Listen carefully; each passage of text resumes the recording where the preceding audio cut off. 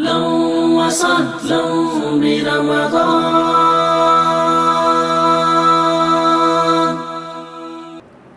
اب نماز کے اندر ہی ایک مسئلہ یہ بھی آتا ہے کہ قنوت، دعائے قنوت وہ کرنی ہے، کس موقع پر کرنی ہے اور کیسے کرنی ہے. قنوت کا لفظ کئی معنی میں آتا ہے. وَقُومُوا لِلَّهِ قَانِتِينَ، اللہ تعالیٰ کے لیے فرما بردار ہو کر کھڑے ہو جاؤ.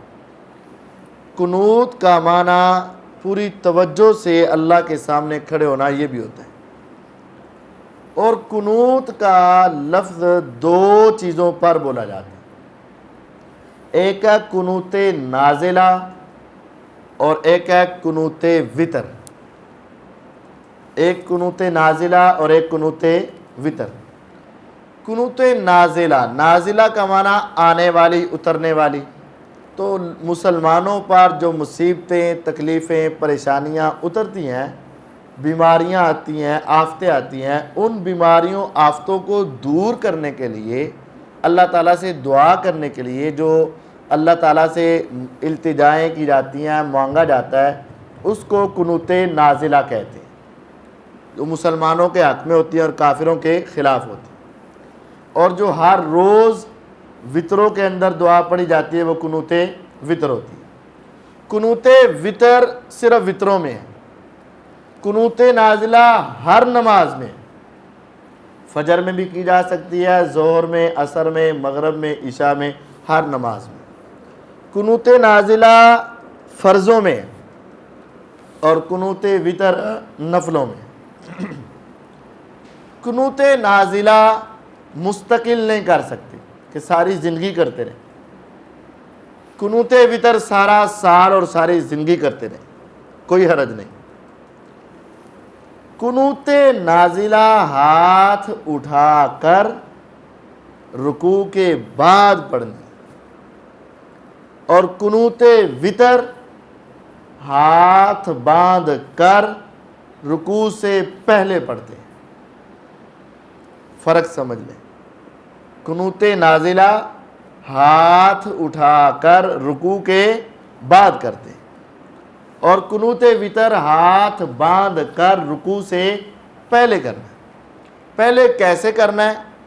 آپ نے وطر ادا کر رہے ہیں، اس وطر کے اندر آپ سورہ فاتحہ پڑھیں گے، کوئی اور سورت پڑھیں گے، اور اس کے بعد آپ تھوڑا سا وقفہ کر کے سانس لے کر آپ وہ دعا شروع کر دیں گے، اللہم اہدنی فی من ہدیت وعافنی فی من عافیت. بس یہ دعا پڑھنا شروع کر دیں. یہ قنوت وطر ہے.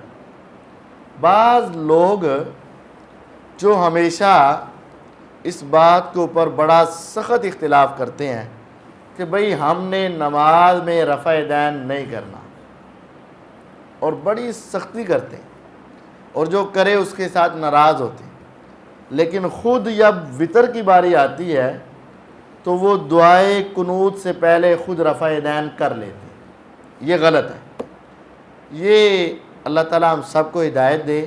جہاں ثابت ہے وہاں نہیں کرنا، جہاں نہیں کرنا وہاں کر کے رہنا ہے. یہ ایک بہت بڑی غلطی ہے، ہمیں اس سے اللہ محفوظ فرمائے.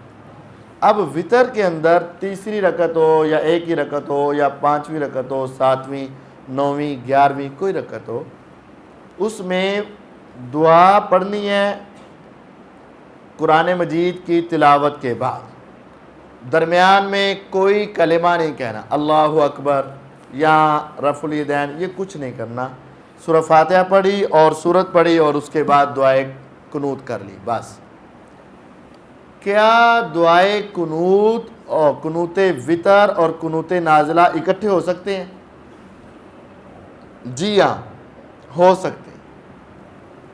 اگر تراویح کے بعد وطر پڑھے جا رہے ہیں تو ان وطروں کے اندر قنوت نازلہ آپ کرنا چاہتے ہیں تو وطر کے اندر قنوت وطر بھی اور قنوت نازلہ بھی اکٹھی ہو سکتی، لیکن اس وقت پھر قنوت نازلہ والا طریقہ کار اختیار کیا جائے گا کہ رکوع کے بعد ہاتھ اٹھا کر یہ دعا کی جائے.